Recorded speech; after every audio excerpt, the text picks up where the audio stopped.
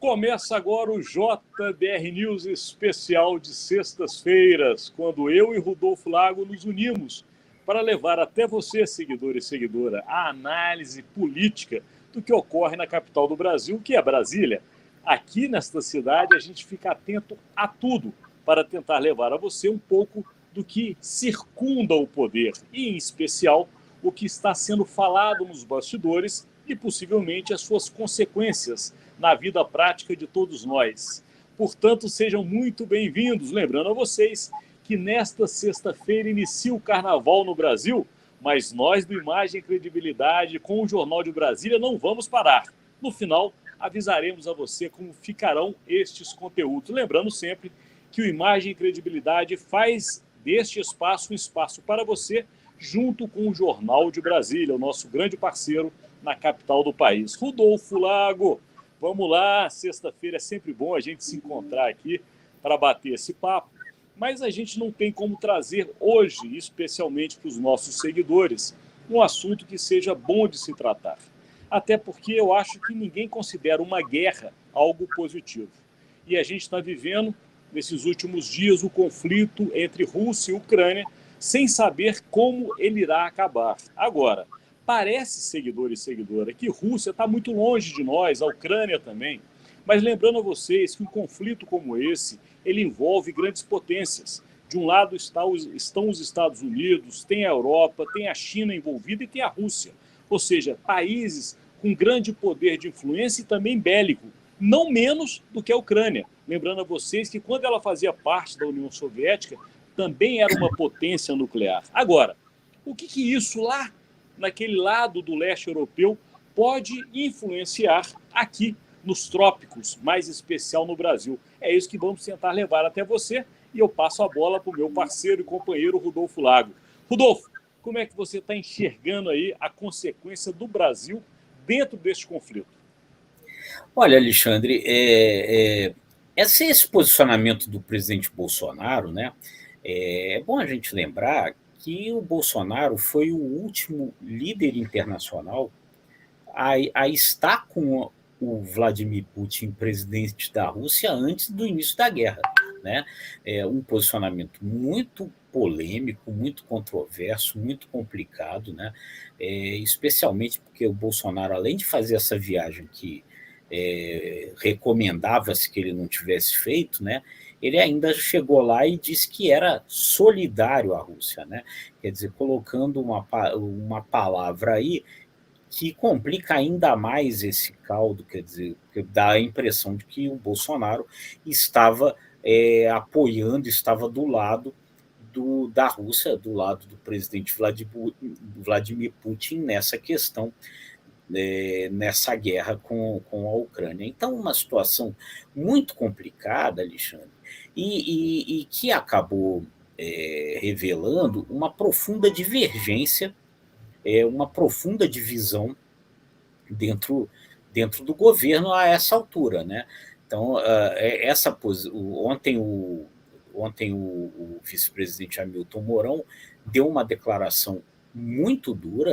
É comum o vice-presidente Hamilton Mourão divergir do presidente Jair Bolsonaro, mas ontem ele divergiu de uma forma muito dura, porque ele claramente condenou a Rússia, claramente ficou do lado, se associou aos argumentos do bloco ocidental, dos Estados Unidos, da Europa, nessa questão, e depois, aí no final do dia, na live que faz toda quinta-feira, o presidente Jair Bolsonaro desautorizou o Hamilton Mourão, disse que o Hamilton Mourão tinha dado uma piruada, né, e que não é ele que tem a prerrogativa de ficar falando sobre essas questões internacionais, que essa prerrogativa é dele, presidente da República. Então, a divergência ficou muito grande e, no fundo, né, Alexandre, só completando aqui o início desse raciocínio, o Mourão não estava falando sozinho, isso é muito importante que se diga. O Mourão é um general,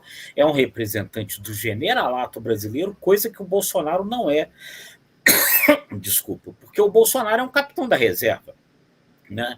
Então o Mourão estava falando pelos generais. Ele não fez isso de graça, ele quis dar um recado da alta cúpula militar brasileira de que a alta cúpula militar brasileira não se alinha a essa posição do Bolsonaro de querer passar pano a essa altura no Vladimir Putin. É contra a cúpula militar brasileira, ou pelo menos a grande maioria dela, a essa guerra.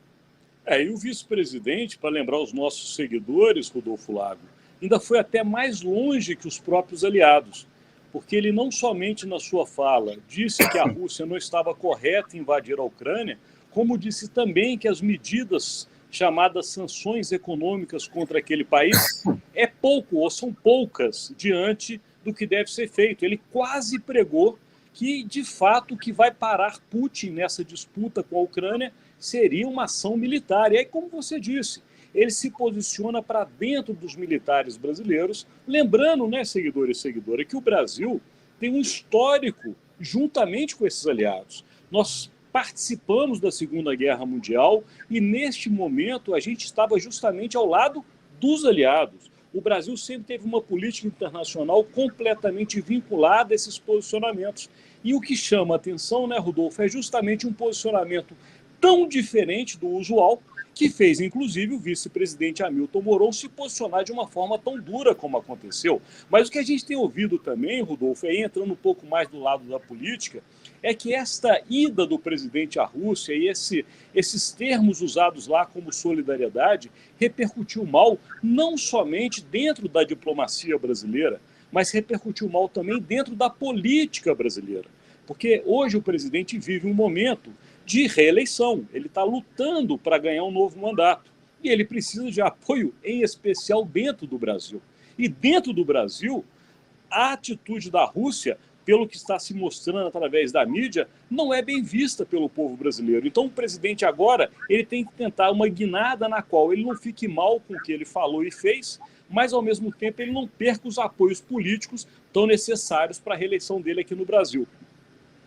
Pois é, né, Alexandre? Quer dizer, é muito complicado, porque por mais que hoje o Vladimir Putin seja considerado um representante dessa nova direita, a qual o Bolsonaro também se alinha, ele, nesse discurso, quer dizer, o único presidente que claramente manifestou apoio à invasão da Ucrânia pela Rússia foi o Nicolás Maduro da Venezuela, né? Alguém que o Bolsonaro passa o tempo inteiro atacando. Quer dizer, na linha de um discurso de que isso que a Rússia está fazendo é uma reação ao imperialismo americano, porque os Estados Unidos queriam tornar a Ucrânia um membro da OTAN, da Organização do Tratado do Atlântico Norte, para colocar ali um enclave e ameaçar dessa forma a Rússia. Olha, o Brasil não é integrante da OTAN, mas há muito pouco tempo atrás estava tentando virar integrante da OTAN. Quando o Bolsonaro foi aos Estados Unidos, o presidente ainda era o Donald Trump, uma das coisas que o Donald Trump acenou para o Bolsonaro, Alexandre, foi tornar o Brasil um aliado preferencial da OTAN. Então, como é que agora o Brasil, nessa questão militar, vai se posicionar contra a OTAN, contra o tratado da Organização do Tratado do Atlântico Norte, que foi criada depois da guerra, né, para se posicionar contra a União Soviética, a OTAN, da qual a Rússia não faz parte. É muito complicado isso tudo, né? E do nosso ponto de vista político, isso está provocando uma pressão muito forte do Bolsonaro para que ele saia dessa posição, no mínimo, de neutralidade com relação a essas coisas. E outra pressão forte que o Bolsonaro está sofrendo agora, Alexandre, é com relação a cerca de 500 pessoas brasileiras que vivem na Ucrânia, sendo pressionada a fazer alguma coisa para tirar essas pessoas de lá, coisa que o governo disse que não tem condição agora de fazer. Então, é uma pressão muito complicada, né? O Bolsonaro provavelmente foi à Rússia na hora errada, né? Falar com o cara errado para passar o discurso errado. É importante a gente também esclarecer os nossos seguidores e seguidoras, né, Rodolfo, que o governo brasileiro se justificou dizendo que essa agenda já estava marcada há muito tempo, e nós sabemos que na diplomacia essas agendas de fato são marcadas com muita antecedência. O que acontece não é o presidente deixar de ir à Rússia. O que a gente está colocando nesse conteúdo é justamente a forma como o presidente se posicionou na Rússia. Porque já que o momento da visita era a véspera de uma guerra, naquele momento ainda não declarada, mas com grandes chances de acontecer como agora a gente tem visto, o presidente poderia ser neutro. A tal da solidariedade é o que tem repercutido muito negativamente. Agora, é importante, Rodolfo, a gente trazer aqui para o nosso seguidor e a nossa seguidora qual a consequência de tudo isso. Porque, seguidor, a gente vive hoje no Brasil um problema chamado econômico. A grande dificuldade que hoje, inclusive, o próprio presidente tem junto à sua reeleição é transformar o Brasil com um cenário econômico viável, onde os investimentos retornem fortemente, onde os empregos reapareçam de forma também pujante e, mais do que isso, onde as pessoas voltem a ter condições de compra e de consumo, sem a inflação que se avizinha já demonstrada maior em 2022 que já foi em 2021. Então, quando uma guerra acontece entre Rússia e Ucrânia, seguidor e seguidora, esta consequência econômica chega até aqui. A questão do Brasil hoje é uma decisão muito séria. Por quê? A decisão econômica é o que afeta a vida de todos nós, mas uma guerra na Europa naturalmente já faria o preço do combustível aumentar, como já está sendo visto, e é a nossa economia que é baseada justamente no transporte rodoviário.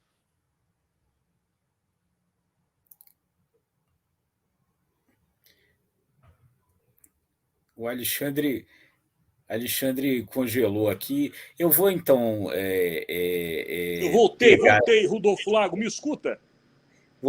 Escuto, Alexandre, pode prosseguir. Os seguidores, desculpem, a internet hoje dá essas falhas para nós. Mas só para fechar o que eu estava dizendo, é justamente essa consequência econômica. Quando o presidente mais vive um desafio, até por conta da sua própria reeleição, de trazer uma melhora econômica para o Brasil, com geração de empregos, investimentos e baixa inflação, esta guerra acaba atrapalhando estes planos. E aí, de fato, um posicionamento do presidente a favor deste lado da guerra só piora as coisas na política interna. Ou não, Rodolfo Lago? Não, com certeza, né? Primeiro ponto importante, né? A Rússia é um importante produtor de petróleo e gás, né? Então, quer dizer, só esse fato já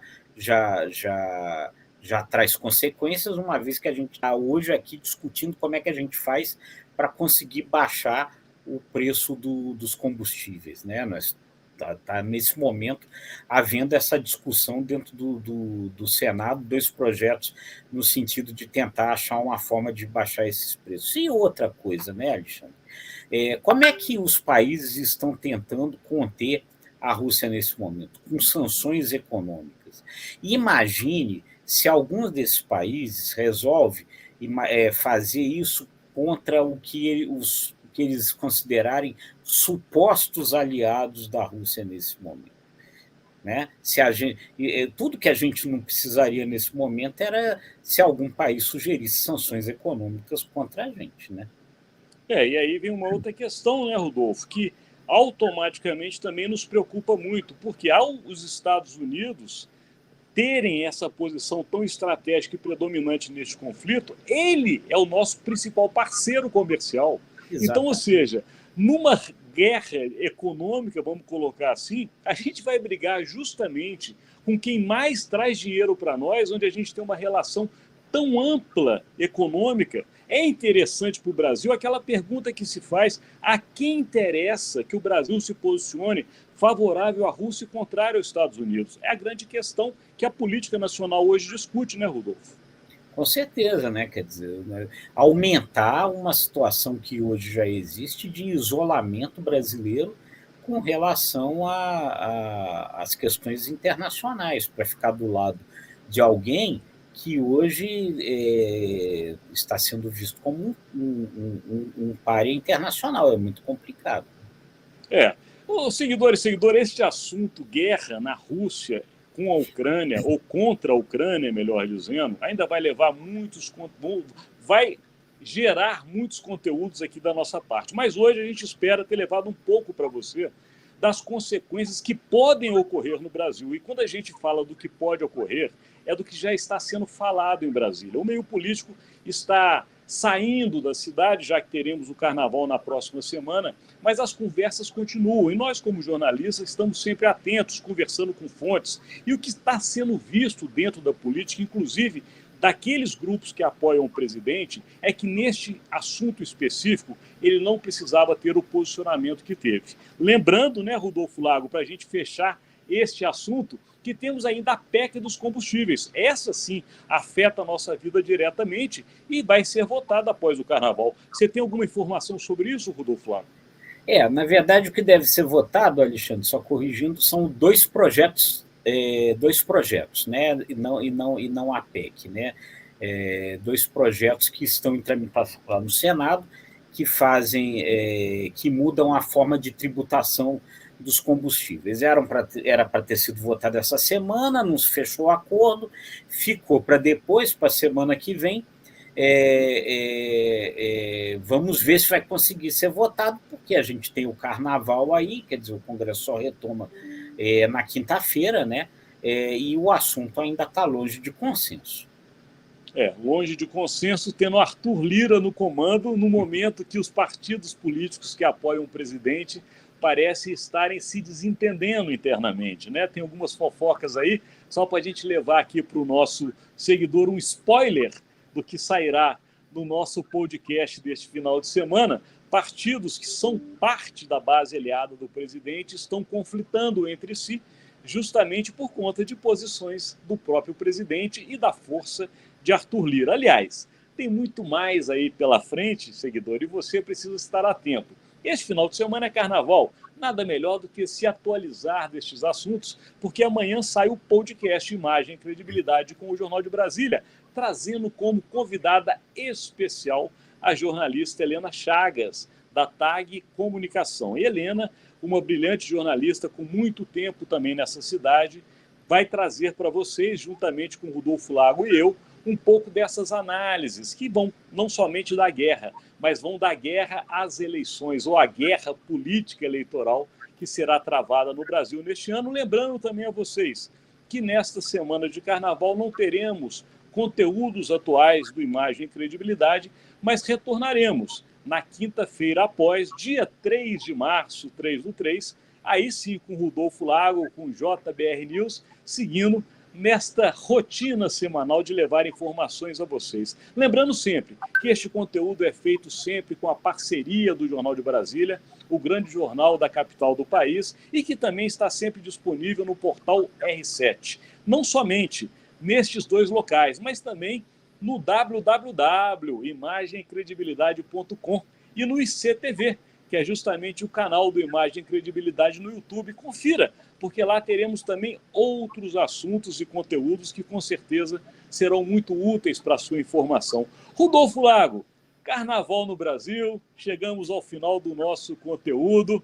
Vamos desejar então uma boa folia de Momo a quem é muito mais do que corajoso. É um homem arriscado ou uma mulher arriscada de sair em meio à pandemia a bloquinhos. Mas sabemos que no Brasil o carnaval, por mais que seja contido, ele acontecerá, Rodolfo Lago. Está contigo. Vamos lá, né? Vamos aproveitar para descansar, porque a gente merece, né? E vamos deixar a folia de lado ainda, né? Para um outro momento aí mais seguro, né? Um bom carnaval para todo mundo. Isso aí, Rodolfo Lago. Muito obrigado, seguidor e seguidora, pela sua presença. E até a próxima quinta-feira. Mas até lá, vá no ICTV e confira os outros conteúdos que temos feito para você. Obrigado. Um abraço, gente.